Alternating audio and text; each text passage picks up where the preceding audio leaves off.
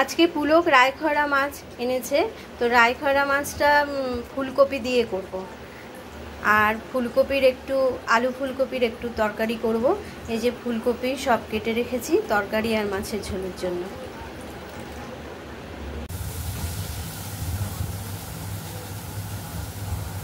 আমি দেবশ্রী চ্যানেলে তোমাদের সুস্বাগতম। আশা করি তোমরা নিশ্চয়ই সবাই ভালো আছো, আমিও ভালো আছি।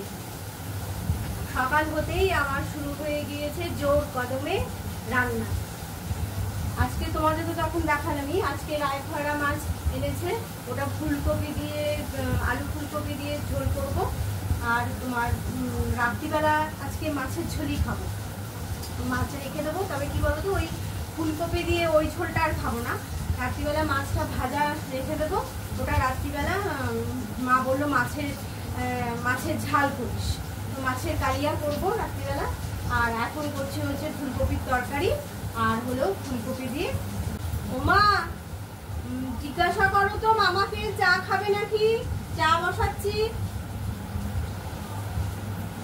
আবার এখন চা করো, এই তো লেগেই আছে রান্না করতে গেলে।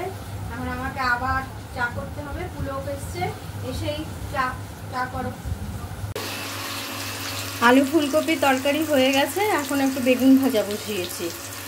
আর গতকাল ডাল করেছিলাম, সেই ডালটা একটু আছে, ফুটিয়ে রেখেছিলাম, ওটা তোমার পুলকের হয়ে যাবে। আর বেগুনটা হয়ে গেলে পরে এরপর মাছের ঝোলটা করব, তাহলেই আমার দুপুরের রান্নাঘরের সব কাজ শেষ। আপাতত দুপুরের রান্নার থেকে ছুটি।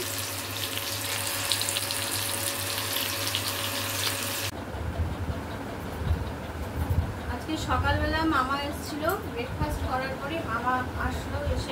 মামা আসলে তখন আবার একটু গল্প টল্প হয়, আবার কোথায় ঘুরতে যাওয়া হবে সেই নিয়ে গল্প হচ্ছে। তা ওই জন্য আর গল্প করতে করতে ওই জন্য একটু দেরি হয়ে গেল।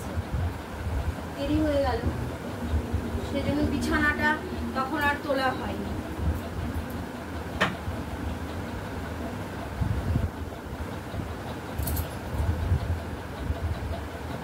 মাছটা বসানোর আগে তো ভাবলাম যে এখন একটু বিছানাটা তুলে নিই।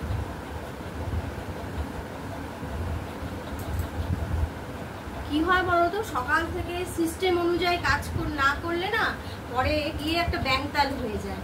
আর আমার কি বেশি দেরি হয়ে গেলে তখন আর রান্না করতেও ভালো লাগে না। তো যাই হোক, আজকে তো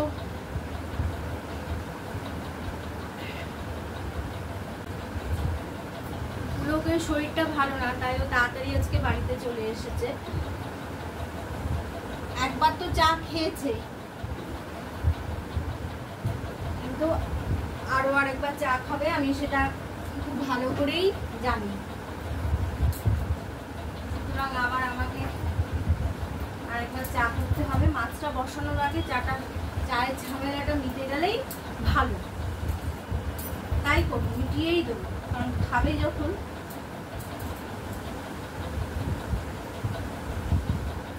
আর আজকে গরমও খুব পড়েছে সকাল থেকেই। আজকে লোক এখন আর তোমাদের তখন বললাম না যে মনে হয় আরেকবার চা খাবে, তো এখন চা খাবে না, বললো যে একটু ছাতুর শরবত করুন।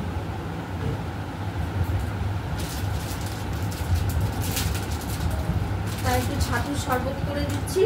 আর মাকেও বললাম একটু খাও, মা খুব একটা ভালোবাসে না খেতে।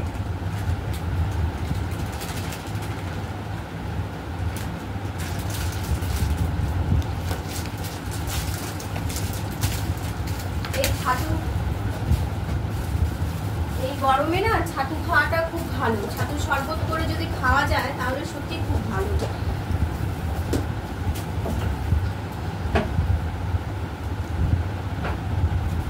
ছাতুর মধ্যে এক এক করে সব দিয়ে দেবো। তুমি চিনি দিয়ে নিলাম, তবে বেশি চিনি দেবো না, অল্পই চিনি দেবো। আজকে বিট লবণটা শেষ হয়ে গিয়েছে, তাই এমনি লবণটাই দিলাম। বিট নুনটা শেষ হয়ে গিয়েছে। বিট নুনটা দিলে পরেই বেশি ভালো লাগে খেতে।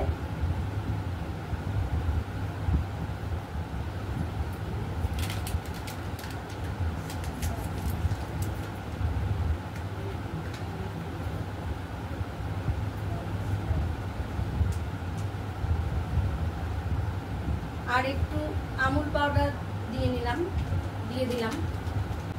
আজকে বিট নুনও নেই, আবার পাতিলেবুও নেই। পাতিলেবুটা থাকলে পাতিলেবুটা আমি একটু দিয়ে দিই, তাহলে একটু খেতে একটু ভালো লাগে খেতে। আজকে দুটোই নেই।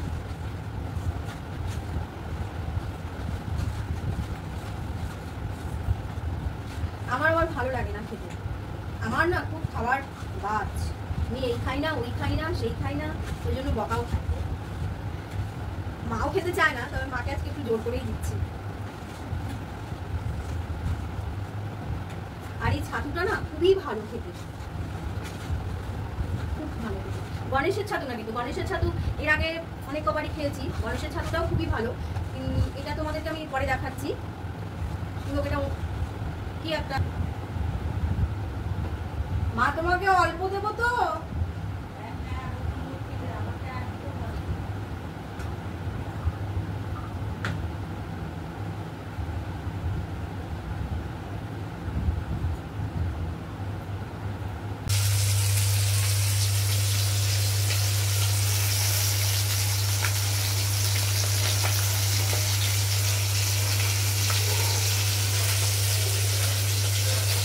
খাওয়া দাওয়া দুপুরবেলা সবার খাওয়া হয়ে গিয়েছে, খাওয়া দাওয়া কমপ্লিট।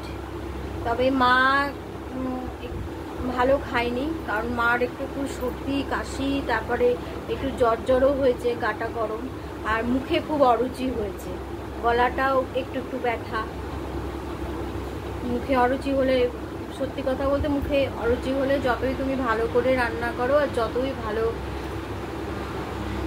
খাবার মুখের সামনে ধরো না কেন, খেতে ইচ্ছা করে না। আর তাই আমি বললাম যে জোর করে খেতে হবে না, তো তুমি যেটা ভালোবাসো সেটাই খাও, পেটটা তো আর খালি রাখা যাবে না, এটাই হচ্ছে কথা।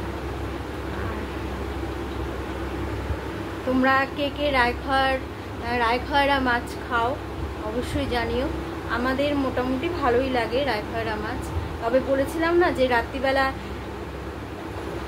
রায়খয়রা মাছের কালিয়া করব, তো সেটা এখন আর দুপুরবেলা খাওয়ার পরে আর মনে হচ্ছে না যে রাত্রিবেলা আবার সেই মাছের ঝোল খাই, কারণ আমি আর মা একদমই ভালোবাসি না। ডিম করলেও একবেলা, আর মাছ করলেও একবেলা, আর মাংস তো অবভিয়াসলি একবেলাই খাই। তো সেহেতু এখন আর মনে হচ্ছে না। তারপরে মায়ের মুখেও অরুচি হয়েছে, মাই বলেছে কালিয়া করতে, মাও খেতে চাইছে না, আর আমি আর করবো না।